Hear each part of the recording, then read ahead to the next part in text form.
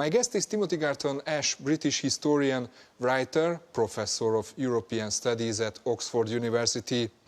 Welcome. Pleasure to be here, particularly in this place. Actually, we are in Brussels at the House of the European History.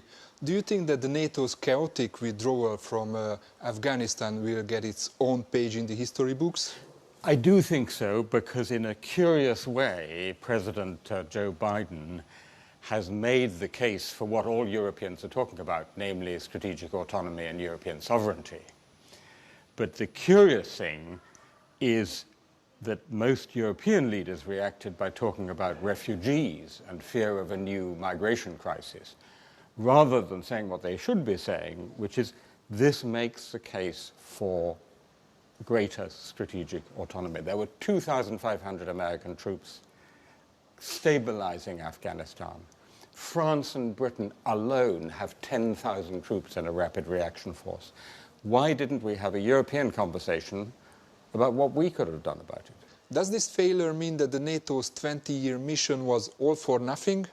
Well, it's a massive defeat and a terrible betrayal of all those people to whom we've said, you can have a free and equal life, particularly the women and the girls. It's a terrible betrayal. It's a defeat. And the terrorists are coming back.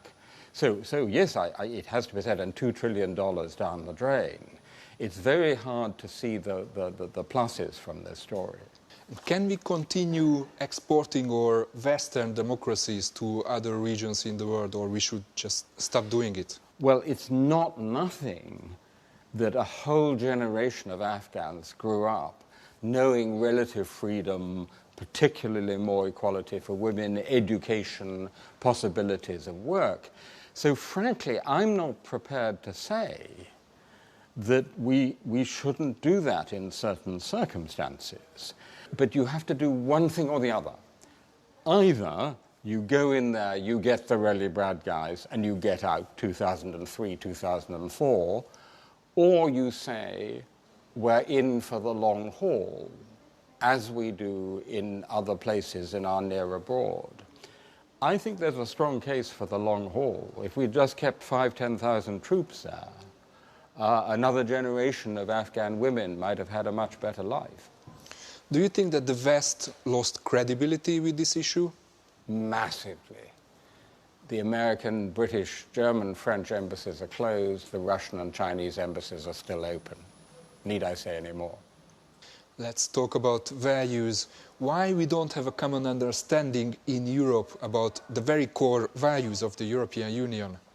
So I think the European Union, which put values into Article 2 of its basic treaty without defining them clearly, has actually now defined those values. So we do have European Union values which are being massively violated in countries like Hungary and Poland. And I think we need to stand up for those values.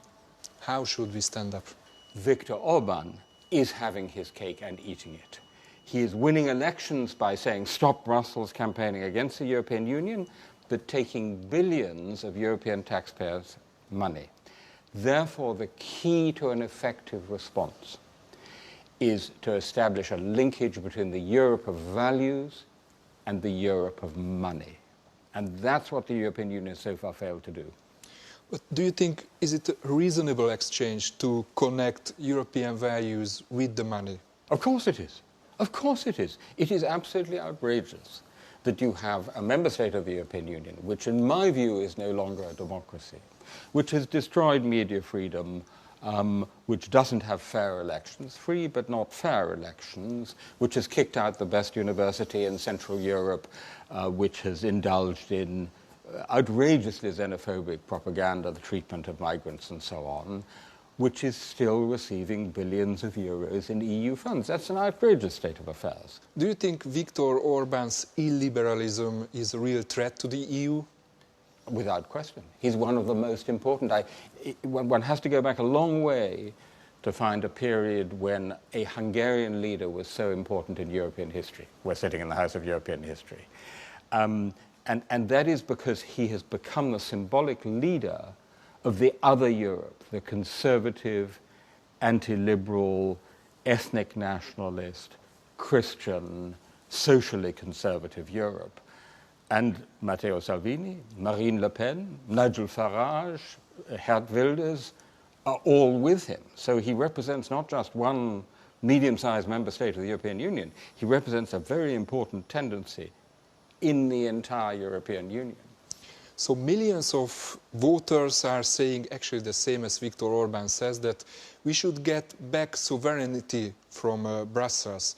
And this might be a good argument for this political movement. So do you think that Brussels should act on this particular question?